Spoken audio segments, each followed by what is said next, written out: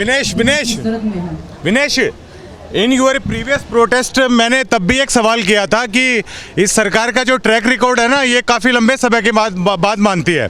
मैंने तब भी आपको कहा था कि 13 महीने फार्मर प्रोटेस्ट माना, लेकिन आप तभी प्राइम मिनिस्टर ऑफ इंडिया की बड़ाई करने लग गई। अभी भी आपके तमाम लोगों की जो सोशल मीडिया की डीपी है उसमें प्राइम मिनिस्टर ऑफ इंडिया के साथ फ़ोटो है। क्या आपको नहीं लगता कि आप प्राइम मिनिस्टर पे आप आज भी भरोसा कर रहे हो, और क्या लंबे संघर्ष के लिए आप लोग तैयार हो? अब मैं पूरे हरियाणा से आया हूँ, पूरा हरियाणा तो आपके साथ तैयार है। क्या लंबे संघर्ष के लिए विनेश, बजरंग और साक्षी तैयार हैं अब की बार? देखिए, जैसे बजरंग ने कहा कि 135 करोड़ देशवासियों की आस, उम्मीद, विश्वास, प्यार, सहयोग, हर तरीके से वो हमारे साथ खड़े हैं। तो वो हमसे आगे बढ़ के लड़ाई लड़ रहे हैं हमारी, तो इससे ज़्यादा हमें तो कुछ चाहिए नहीं। हमारी लड़ाई ये सब लड़ रहे हैं। हमने तो शुरुआत की थी, इतना नहीं सोचा था कि हमें इतना सपोर्ट भी मिल जाएगा। जो उम्मीद हमें गवर्नमेंट से थी, वो हमारे जो देश के लोग हैं वो हमारी पूरी कर रहे हैं। क्या प्रधानमंत्री पे भरोसा है आप तमाम चैंपियंस को? देश के प्रधानमंत्री हैं, उनका सम्मान करना, उनकी इज्जत करना हमारा अधिकार है। हमारे संस्कारों में ये है कि बड़ों को इज्जत दो, उन पे विश्वास करो, उनके सामने अपनी बात रखो, हर तरीके से उनको समझाने की कोशिश करो। तो हम उसी कोशिश पे लगे हुए हैं कि इज्जत से, प्यार से, सम्मान से अगर वो हमारी बात समझ रहे हैं या सुन सकते हैं तो क्यों ना हम उनसे अपील करें। योगेश्वर तो पूरे हरियाणा में जाके नकार रहे हैं सारी बातों को।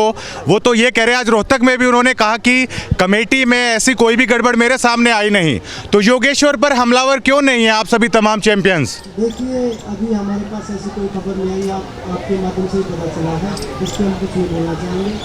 और मैं आपको बता दूं, जो एक विक्टिम है, जो मैंने अभी बताया वो था, नाबालिग है, हमने उनको सेव किया, लेकिन उनके रिश्तेदारों तक ऑपरेशन बनाया जा रहा है। तो उनको ढूंढा जा रहा है कि कहाँ है, उनके रिश्तेदारों को प्रेशराइज किया जा रहा है, धमकाया जा रहा है कि अच्छा नहीं होगा, ये नहीं होगा। तो मैं मीडिया के माध्यम से प्रधानमंत्री जी तक, पुलिस प्रशासन तक, अगर किसी भी खिलाड़ी को कुछ होता है तो उसके जिम्मेदार आप लोग होंगे।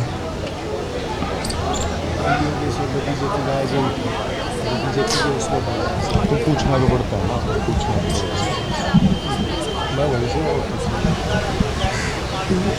क्या पता, मुझे लगता है कि इसीलिए एफआईआर नहीं हो रही होगी, उस बच्ची को दबा के कैसे भी करके पीछे हटाया जाए, इसीलिए प्रेशराइज किया जा रहा हो।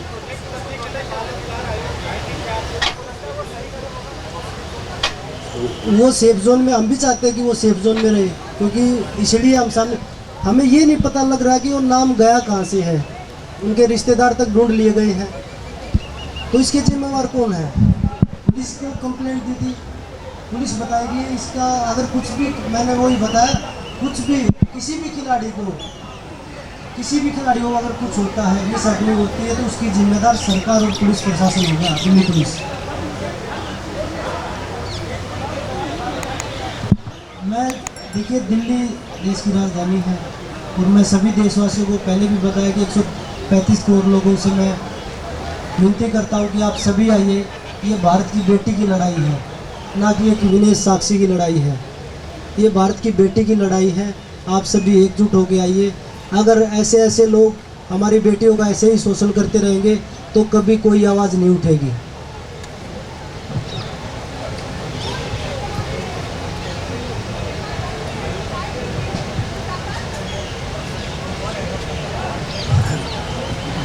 भाई, कितनी कमेटियाँ झेलेंगे? पहले जो कमेटी बनाई थी उन्होंने पूरा पढ़ दिया, उन्होंने तो कुछ किया नहीं। हमें खेल मंत्रालय की कोई चीज़ भी होती है, हमें अब भरोसा नहीं रहा।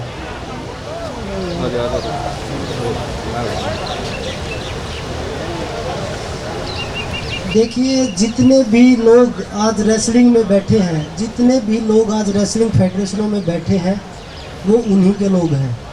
चाहे वो किसी भी स्टेट में उठा लीजिए, कोई रिश्तेदार है, कोई बेटा है, दामाद है, ऐसे ही सभी जगह बिठा रखे हैं। जो जिन स्टेटों में फेडरेशन थी, जहाँ उनके लोग नहीं थे, उनको ज़बरदस्ती तोड़ के गुंडे बदमाशों को बिठा रखा है।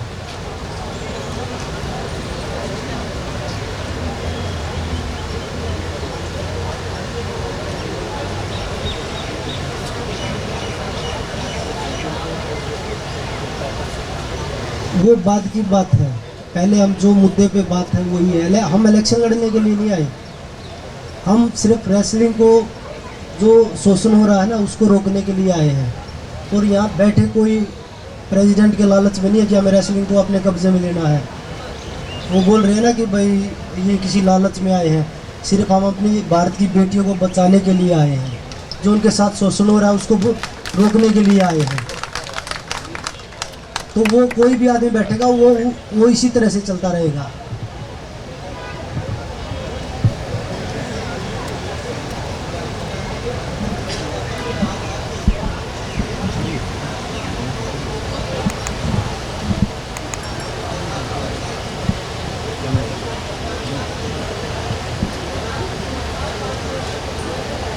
मुझे लगता है कि देश में एक ही कानून होना चाहिए कि कोई भी को ना हो।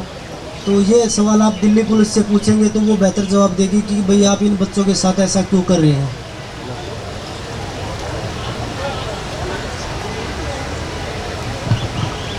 आप लोग जितना स्ट्रांगली दिखाएंगे मेरे हिसाब से उतना जल्दी जाएगी। तो आप लोगों से भी रिक्वेस्ट है, आप लाइव भी चलाइए और इनको ज़्यादा से ज़्यादा लोगों तक पहुंचाइए। आप सबके माध्यम से मैं एक और रिक्वेस्ट करना चाहूँगी कि जितने भी ब्रजभूषण को लगाने में लोग लगे हुए हैं, उन्हीं के जैसे लोग लगे हुए हैं बचाने में उनको सेव किया जाए, ताकि उनके जो काले चिट्ठे वो ना निकल के आए। और काफ़ी हद तक प्रोटेक्ट करने की कोशिश की जा रही है। तो मैं देश के खिलाड़ियों से एक अपील करना चाहती हूँ आपके माध्यम से, सिर्फ रेसलिंग के ही नहीं, जितने भी ओलंपिक मेडलिस्ट हैं, वर्ल्ड मेडलिस्ट हैं, नेशनल चैंपियनशिप में मेडलिस्ट हैं, चाहे जो गेम आज कर भी रहे हैं, क्या ये लोग जब इकट्ठा हो सकते हैं तो हम देश के खिलाड़ी देश के खेल को बचाने के लिए इकट्ठा नहीं हो सकते? इतनी हमारी आत्मा, हमारा विश्वास, हमारा आत्मसम्मान इतना छोटा हो गया है सिकुड़ के कि हम अपने देश के खेल को, जिस खेल ने हमें यहाँ पहुँचाया है, इतना मान सम्मान दिया है, देश के 135 करोड़ लोग हमारे साथ खड़े हैं, तो डरने की क्या ज़रूरत है? अपना निजी स्वार्थ या थोड़ी सी अपना लाभ लालच छोड़ के नुकसान हमारा भी हो रहा है। हर किसी को, अगर बहुत सारे लोग आ जाएंगे तो वो नुकसान इतना होगा कि हमें पता भी नहीं चलेगा। अभी तो हमारा बहुत ज़्यादा नुकसान हो रहा है। तो देश के खिलाड़ियों से मेरी अपील है, और प्लीज़ कृपया करके ये बाइट आप जरूर चलाइए कि देश के खिलाड़ी सुन सके। शायद उनके अंदर जो डर है, जो अपने भविष्य को लेके है, हम सब आप ही के बहन भाई हैं, हम सभी आप ही के साथी हैं, उसी घर परिवार से हम आए हैं जिस परिवार से आप हैं। और हम जब एक साथ होकर ये लड़ाई लड़ सकते हैं तो हम देश के खेल को, ये लोग तो बोलते हैं कि हम देश को ओलंपिक्स में हमारा देश नंबर 10 पे आ जाएगा, अगले ओलंपिक्स में नंबर 5 पे पहुंच जाएंगे। मैं ये विश्वास के साथ कहती हूँ कि जिस दिन देश के खिलाड़ी एक साथ खड़े हो गए, एक साथ बैठ गए कि नहीं हमें ये चाहिए और हमें इन सब चीज़ों से निकल के हमें न्याय के साथ में लड़ना है, या हमें गलत का साथ नहीं देना है, या हमें हर एक वो सुविधा चाहिए जो हम डिजर्व करते हैं, तो मुझे नहीं लगता कि हम देश में, पूरे विश्व में नंबर 1 होने से या नंबर 1 पर पहुंचने से हमें कोई रोक सकता है। तो एक डर को छोड़ने की आवश्यकता है बस।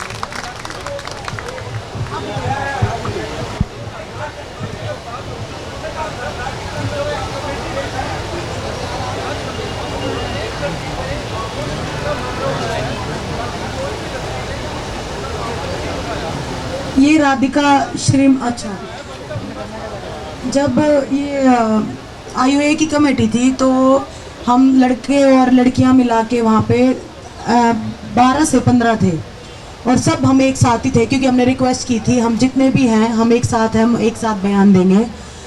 तो वहाँ पे यूँ मान लो जितनी भी लड़कियाँ थी ना, हर एक ने से बयान दिया है सेक्सुअल हैरेसमेंट का।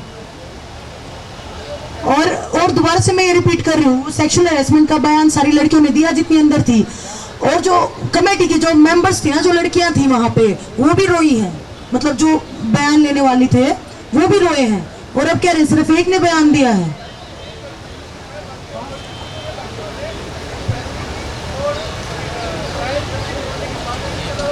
चलो हम राधिका मैम का ही पॉइंट ऊपर रखते हैं। एक लड़की तो थी, रिपोर्ट में तो एक भी नहीं है जी, रिपोर्ट में तो बिल्कुल क्लीन चिट है। एक लड़की का शोषण होता है, वो क्या कम बात है क्या? एक लड़की हो चाहे 1000 लड़कियां हो, लड़की तो लड़की होती है ना। हम एक लड़की हमारे पूरे देश की इज्जत सम्मान बनाती है, तो ये बोलना कि एक लड़की थी फिर भी क्लीन चिट देना, तो कहीं तो कुछ हुआ है जी। उन्होंने स्वीकार कर लिया है तो तहे दिल से धन्यवाद, उन्होंने सच्चाई बताई है।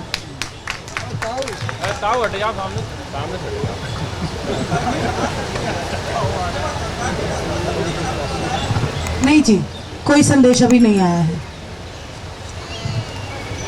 ठीक है, धन्यवाद जी आपका सबका। देश तुम्हारे साथ है, खिलाड़ियों तुम संघर्ष करो, देश तुम्हारे साथ है। नहीं चलेगा, नहीं चलेगा, नहीं चलेगा, नहीं चलेगा। एक बार वो जो हमारी लीगल टीम काम कर रही है और अभी हम इस पे कोई कमेंट नहीं करेंगे क्योंकि हमें न्यायालय पे पूरा भरोसा है। और कोई भी लड़की जब आगे आई है पूरी हिम्मत के साथ आई है और उच्चतम न्यायालय पे हमें पूरा भरोसा है कि वो हमारे साथ न्याय करेंगे। 7 लड़कियों ने कंप्लेंट दी है तो वो चीज़ें अभी हम उस पर कुछ नहीं बोलना चाहेंगे।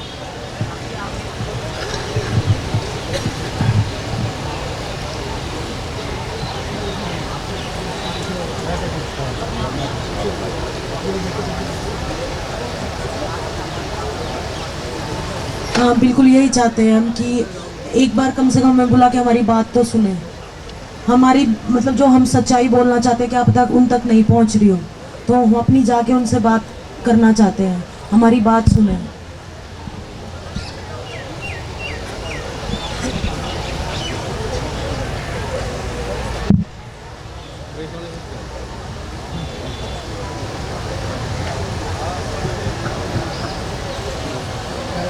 वही जो साक्षी बता रही है कि क्या पता उन तक आवाज़ ही नहीं पहुंच रही हो हमारी, तो हम मिलने का टाइम मांग रहे हैं।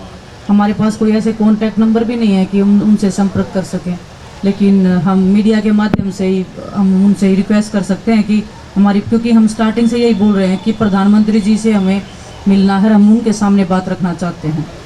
उनके सामने बात रखेंगे तो क्या पता उनको सुनाई दे जाए या दिखाई दे जाए, क्या पता हमारे जो दर्द और हमारी पीड़ा है, जो देश की बेटियां जो चीख रही हैं अंदर से, हमारी जो आत्मा बिल्कुल ऐसे हो रही है कि डेड होने वाली है, क्या पता उनको भी दिखाई दे जाए कि आपके देश की बेटियां, क्योंकि वो हमेशा जब भी हम देखते हैं, जैसे मैं सोशल मीडिया में भी देखती हूँ, बाकी सब लोग भी चलाते हैं, वो प्रोग्राम करते हैं मन की बात, हमारे मन के अंदर कितनी दुविधा चल रही है। क्या कभी वो एक पल के लिए भी बैठ के सोचते होंगे कि हम देश की बेटियां सड़क पर बैठी हैं, हम गेम करते हैं, हम रेसलिंग करते हैं, वो रेसलिंग छोड़ने के कगार पे आ रहे हैं, ज़िंदगी को दाव पे रख के